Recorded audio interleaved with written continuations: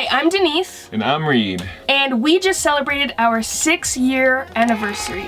And today we want to sit down with you and share 20 things we have learned while traveling together in our van over the last 2 years.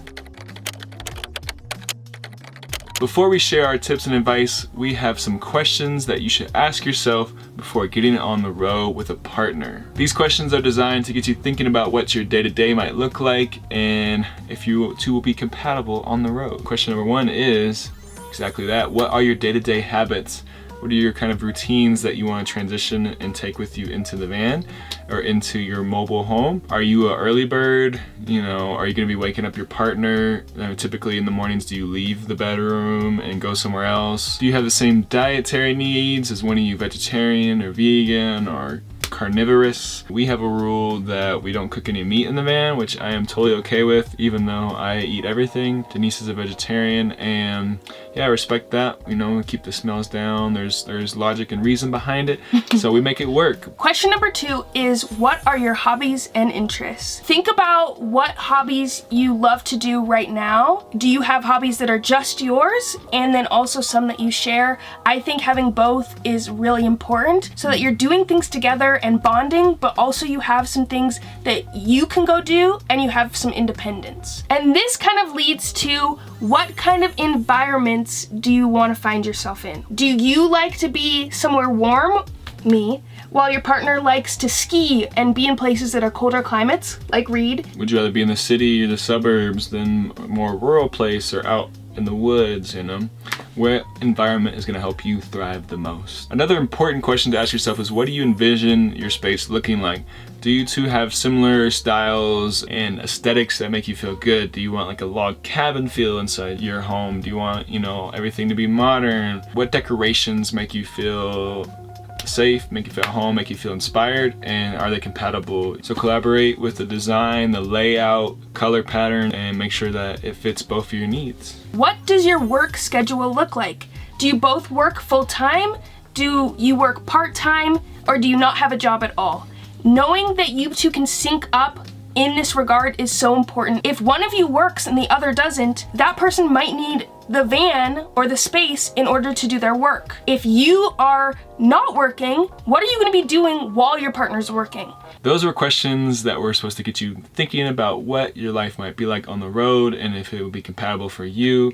And these are frequently asked questions from people out there that reach out to us. Our first frequently asked question is, how did I encourage Reed to get on the road? It's no secret that I was the one that encouraged us to start traveling in our van.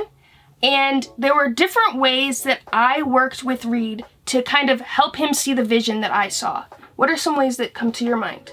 Yeah, she was just very passionate and inspired by it, and that was kind of motivating to see. She also laid out steps and tips and tricks of how to stay safe, where we were gonna park, kind of just answered any questions that I might have, and that made me feel better about it. And just being so jacked up to hit the road, it really, it felt good. It felt like a no-brainer. Also, it was great because we flowed off of each other. There were times when I was overwhelmed by the idea of getting on the road, where Reed would encourage me. So if you have a partner that's a little iffy about being on the road, find ways to gently encourage them. Don't force them into anything, but make sure that you are figuring out what their hangups and holdups are, and if there are solutions that work well for both of you. Where do you go to the bathroom when your partner is around? We have a compostable toilet in here. We also like to utilize outside sources, other rest stops, bathrooms, public bathrooms, park bathrooms, and then also the woods. Nature. So those are 3 options. We just try to be respectful of one another, ask each other, if you need space or whatnot. Neither of us really want to interrupt each other, so we usually just go out and do our thing if we're at a campsite out in the woods. Nature. And a pro tip with that is have essential oils and candles. Question number 3 is, what is the best way to transition from house life to van life? Reed and I traveled together very early on in our relationship, and then we moved in together. So we had a feel for how each of us travels, and we also knew what it was like to live in a space together. Reed and I had never lived in a space that small together though, so it was a transition.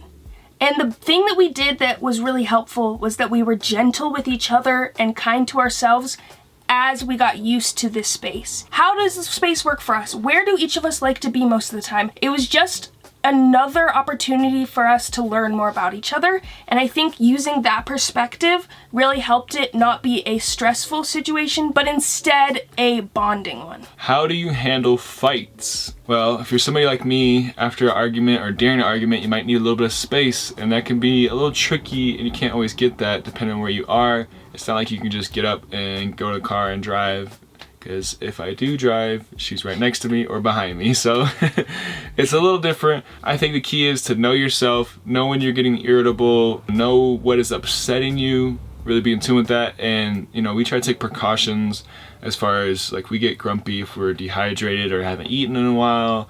We try not to drive first thing in the morning, and then on long drive days we kind of just have an awareness that we might be cranky throughout the day because we're driving for 6 hours or whatever that may be. So just having that general awareness can really help limit the severity of arguments or fights. And that leads me to our next question. How do you get space from each other? We probably spend 80 to 90% of our time together, but we do try to spend time apart from one another. Whether that's us going on hikes separately, or Reed getting up earlier than me and walking Bella in the mornings. Take time apart to regroup, center ourselves. And also when we go to the city, we make sure that if one of us wants to go work in a cafe, the other might stay in the van. Or we might even go to a library and a cafe and sit apart. I know that sounds kind of silly, but it is a way for us both to just get a little space away. Find what works for you, but ultimately it's just about taking maybe 10 minutes, 20 minutes, even 5 minutes can make a huge difference when you have time to check in with yourself. We try to spend majority of our time camping out on public land so that we can increase and maximize our living space.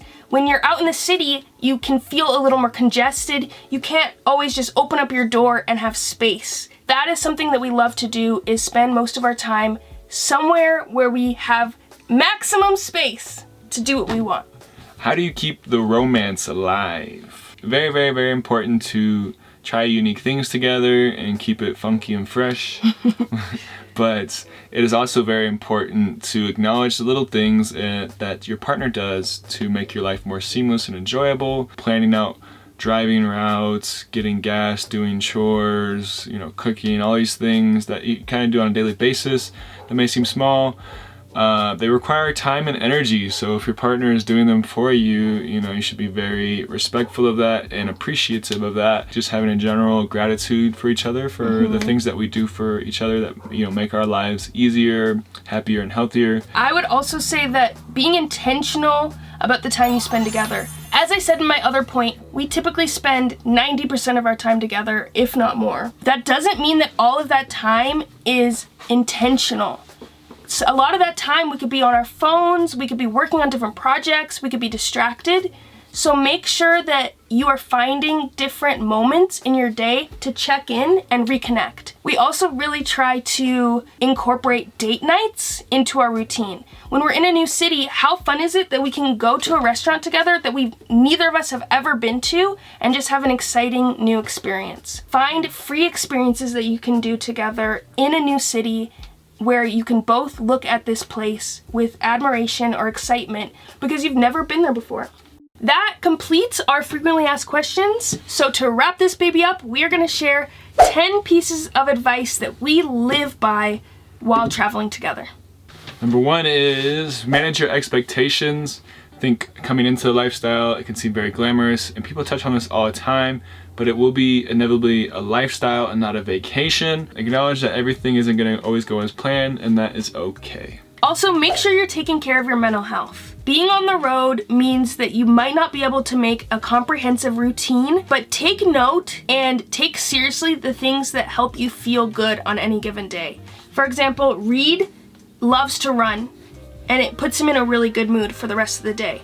And I need to meditate and journal in the mornings to clear my head and start the day on a clean slate. Being out in nature is always a really big one for us as well. Having a strong friend group, personal friend group, is very important You know, you can have friends that you make on the road, and then also keep, you know, friends from back home, and make sure you have somebody to call, you know, and talk to, vent to, or just like see what's going on.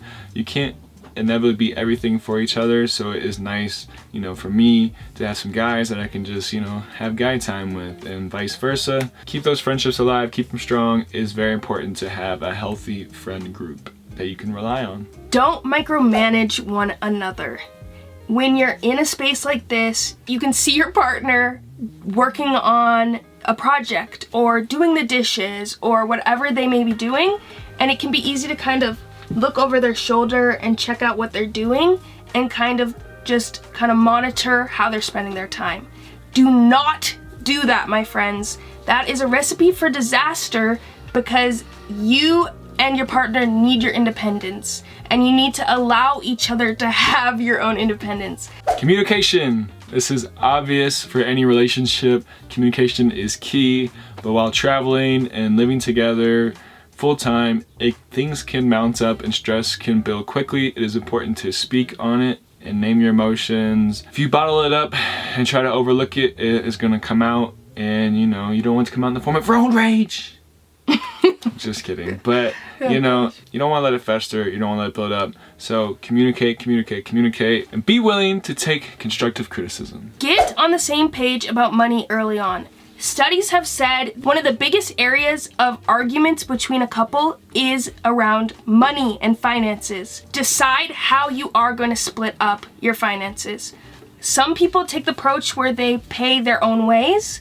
Other people have a shared travel credit card, and some people have a what's mine is yours mindset to finances. Whichever way you decide to do it, just come up with it early on, so that you are on the same page and money doesn't come up as a contentious topic between you two. Compromise. You are going to have to compromise. You can't always do all the activities and see all the places that you want to see. So how do you achieve activities that both make you happy? Let things go, my friend. There will be moments in your travels where you are gonna reach a fork in the road and you're gonna have to make a decision. Is this a situation that needs to be addressed and discussed with your partner, or are you able to let it go?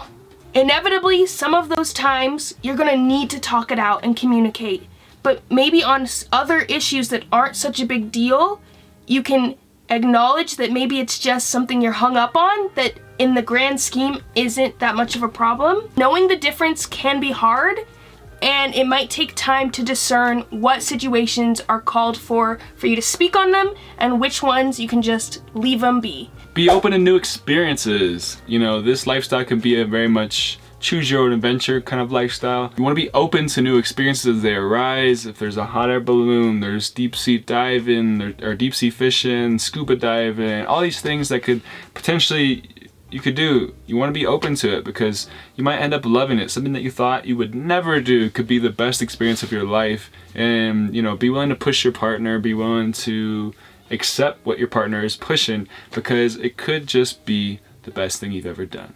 And a really great bonding experience. Yeah, that too. Last but not least, the point we always put out there is to make sure you're having fun, y'all. This experience that you're having with your partner is one that is a once-in-a-lifetime journey and adventure. And it's so cool that if you find someone that's willing to give it a try and be excited about it, you have found someone that's worth keeping in your life. And that is really special and important to hold on to and to appreciate.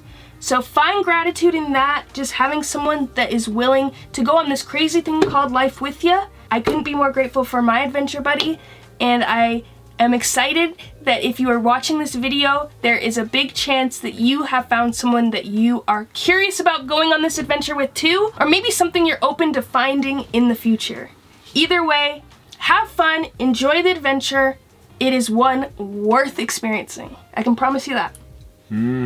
All right, folks, that wraps up this video. We hope that you enjoyed coming along on this journey with us, and that you have decided whether you want to take this adventure on with your adventure buddy, or maybe you decided that it might not work out for you two to live in a van together. That is a-okay too. There are plenty of other options for you both. You could go on weekend camping trips together, or maybe you could go on solo trips by yourself or with some friends. Or maybe you're the couple that has 2 vans and you travel separately but together at the same time and you weave in and out. We had 2 vans for 1 week, and if you'd like to see that experience, check out the link above. Either way, we hope you gained some clarity. We are excited to see you on the road if you are ready to take that jump. If you enjoyed this video, please, please, please be sure to like this video and then subscribe to our channel so we can continue making videos like this one and other travel videos made just for you. Leave in the comment section anything you learned, any tips that we left out. Thanks for being here, folks. Appreciate you, and we'll see you on the next one. Bye.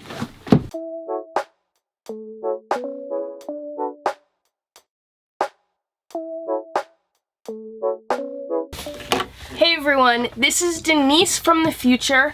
I am currently editing this video, and I was just realizing that this video would not be complete if I didn't come on here and just tell you that Rita and I are continuing to learn and grow as partners on the road and as full-time travelers together. I didn't want to end this video with anyone walking away thinking that we are absolutely perfect and that we don't make mistakes or have ups and downs while traveling together. I want this channel to be a place where we normalize growing and continuing the process of challenging one another and ourselves. And so I just wanted to come on here and say, however you are learning and growing on the road is absolutely okay, and you're doing it right. And that's what's important, is that you are here and you're putting in the effort. And so that's all I have to say about that.